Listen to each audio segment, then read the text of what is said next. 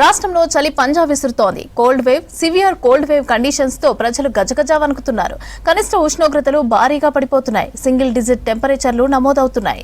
ఉత్తరాది నుంచి వీస్తున్న చలిగాలుల ప్రభావంతో ఈ పరిస్థితి ఏర్పడిందని చెప్పారు ఐఎండీ అధికారులు. ఇక మరో 2-3 రోజుల పాటు కూడా చలి తీవ్రత అధికంగా ఉండే అవకాశం ఉందన్నారు. పలు జిల్లాలకు కోల్డ్ వేవ్ హెచ్చరికలు జారీ చేశారు.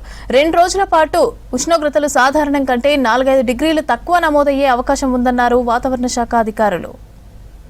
గత 2-3 రోజుల నుంచి రాష్ట్రంలో సాధారణం కన్నా 3 నుంచి 4 డిగ్రీలు తక్కువ ఉష్ణోగ్రతలు నమోదవుతున్నాయి. హైదరాబాద్ తో పాటు పరిసర ప్రాంతాల్లో చాలా చోట్ల సింగిల్ డిజిట్ టెంపరేచర్లు రికార్డ్ అవుతున్నాయి. కుమరం భీం, గిన్నెధరిలో 5.4 డిగ్రీల టెంపరేచర్లు నమోదయ్యాయి. ఇక మెదక్ జిల్లాలో 10 దాటినా దారి కనిపించనంతగా పొగమంచు కురిసింది. హైవేపై వెళ్తున్న వాహనదారులు ఇబ్బందులు పడ్డారు. మరో 3 రోజుల పాటు చలి తీవ్రత కొనసాగుతుందని అంటున్నారు వెదర్ ఆఫీసర్లు. ఉదయం, రాత్రి వేళల్లో టెంపరేచర్లు పడిపోతాయని చెప్పారు. తెల్లవారుజామున మంచు కురుస్తూ ఉండటంతో వాహనదారులు తీవ్ర ఇబ్బందులు పడుతున్నారు. రోజులు చూసుకున్నట్లయితే మనకి ఉత్తరాదిన ఏర్పడిన ఈ వెస్టర్న్ డిస్టర్బెన్స్ యొక్క ప్రభావం వల్ల మనకి ఉత్తరాది నుంచి వచ్చిన చలిగాలుల యొక్క శీతల గాలుల ప్రభావం వల్ల రాష్ట్రం మొత్తం మీదుగా మనకి కనిష్ట ఉష్ణోగ్రతలు అంటే రాత్రిపూట ఉష్ణోగ్రతలు గణనీయంగా మనకి తగ్గుముఖం పట్టడం అయితే జరిగింది. ముఖ్యంగా గత 48 గంటల్లో చూసుకున్నట్లయితే ఉత్తర తెలంగాణ జిల్లాల్లోని 7 డిగ్రీల మేర ఉష్ణోగ్రత, అలాగే దక్షిణ మరియు ఈశాన్య తెలంగాణ జిల్లాల్లో కూడా సాధారణం కంటే 4 నుంచి 7 డిగ్రీల మేర తగ్గుముఖం పట్టడం జరిగింది. మనకి రాష్ట్రం మొత్తం మీదుగా చూసుకున్నట్లయితే అత్యల్పంగా 5.4 డిగ్రీలు పటాన్ చెరువు పరిసర ప్రాంతాల్లో రాజేంద్ర నగర్ 7.5 డిగ్రీలు నమోదవడం జరిగింది. రంగారెడ్డి జిల్లాల్లో మనకి అత్యల్పంగా 5.4 డిగ్రీలు ఉష్ణోగ్రత నమోదవడం జరిగింది. అలాగే మెదక్, హన్మకొండ, సంగారెడ్డి పరిసర ప్రాంతాల్లో కూడా 7 డిగ్రీల మేర ఉష్ణోగ్రత నమోదవడం జరిగింది. ఉత్తర తెలంగాణ జిల్లాలైన ఆదిలాబాద్, ఆసిఫాబాద్ ఈ జిల్లాల్లో కూడా మనకి 7 డిగ్రీల మేర ఉష్ణోగ్రతలు నమోదవడం అయితే జరిగింది.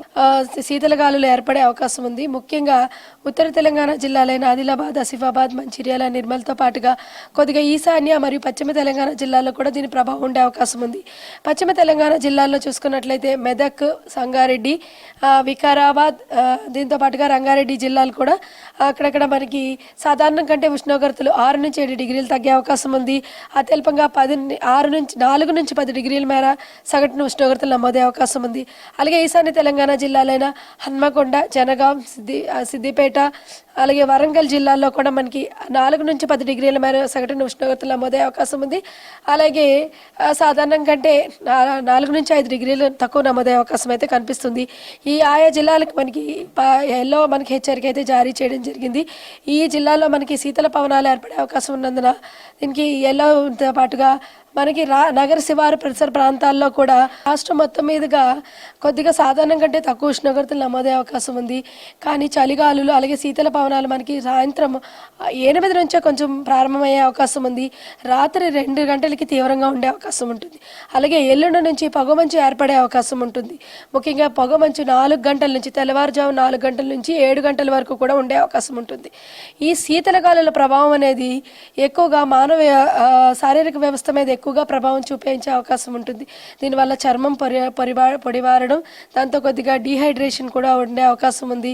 శీతల గాలుల యొక్క ప్రభావం కూడా ఎక్కువగా ఉండే అవకాశం ఉంది. అందువల్ల ఆరుబయట ఉండేవాళ్ళు కానీ, కంప్యూటర్స్ కానీ కొద్దిగా దళసరి వస్త్రాలు కానీ ధరించడం ముఖ్యంగా మంచిది. ఎక్కువగా రాత్రిపూట ప్రయాణాలు అనేవి కొంచెం తగ్గించుకోవడం మంచిది. ముఖ్యంగా హైవే మీద ప్రయాణ చోదకులు కానీ చూసుకున్నట్లయితే తెల్లవారుజామున ఈ పొగమంచు వల్ల ఈ ప్రమాదాలకు గురయ్యే అవకాశం ఉంది. దానివల్ల కొద్దిగా 6 దాటిన తర్వాత లేదంటే 7 గంటలు దాటిన తర్వాత మనకి పొగమంచు తక్కువగా ఉండే అవకాశం ఉన్నందున ఆ సమయంలో మనకి ప్రయాణాలు చేయడం మంచిది. అత్యవసరం అయితే తప్ప తెల్లవారుజామున ప్రయాణించడం వల్ల ఏంటంటే శీతల గాలులతో పాటుగా పొగమంచు ప్రభావం కూడా ఉండే అవకాశం అయితే కనిపిస్తుంది.